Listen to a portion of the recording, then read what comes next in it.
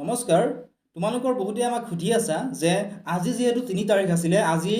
result of allotment of institute round 1 and cut off mark এইটো প্ৰকাশ কৰাৰ কথা আছিলে কিন্তু এইটো এতিয়ালৈকে প্ৰকাশ কৰা নাই কিয় কৰা নাই তোমালোকে সুধি আছিলা কিয় কৰা নাই চোৱা এখন নটিচ ওলাইছে তোমালোকৰ কাৰণে নটিচখনত ধুনীয়াকৈ লিখা আছে this is to inform all concern that the admission process for the 2 year diploma in elementary education course under SCERT Assam which was previously postponed has now been scheduled 7 August 2026 অৰ্থাৎ ডেটটো কৰা হৈছে চেঞ্জ কৰি দিয়া হৈছে ঠিক আছে 7 তাৰিখলৈকে বঢ়াই দিয়া হৈছে the revise admission schedule in details has been published on the official website all concerned candidates are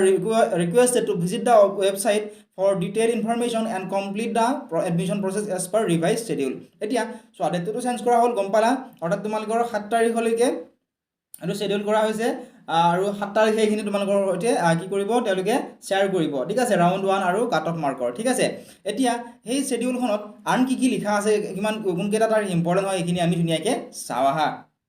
এতিয়া চোৱা এই যিখন নতুন শিডিউল প্ৰকাশ পাইছিলে এই নতুন শিডিউলখন অনুসৰি চোৱা এক নম্বৰত কি লিখা আছে round result of allotment of institute round 1 and cut off mark সাইডত ডেটটো চাব পাৰা তোমালোকে 6/8/2026 নেক্সট দিয়া আছে চোৱা 2 নম্বৰত admission with document verification in the allotted institute with payment of admission fees অৰ্থাৎ document verification তোমালোকৰ 7 তাৰিখৰ পৰা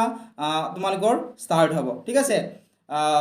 ইয়াতে ডেটসমূহ তোমালোকে ধুনীয়াকৈ পাই যাবা তোমালোকৰ পেমেণ্ট এডমিশ্যন লওঁতে তোমালোকৰ যিটো পেমেণ্ট দিব লাগিব সেইখিনি তোমালোকে ৰেডি কৰি ৰাখিবা নেক্সট 3 নম্বৰত দিছিলে online submission of admission report and vacancy list by the respective institute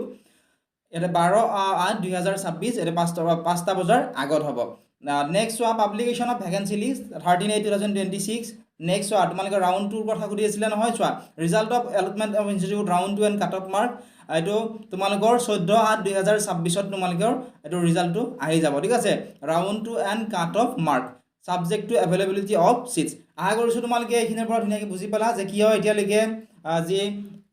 round 1ৰ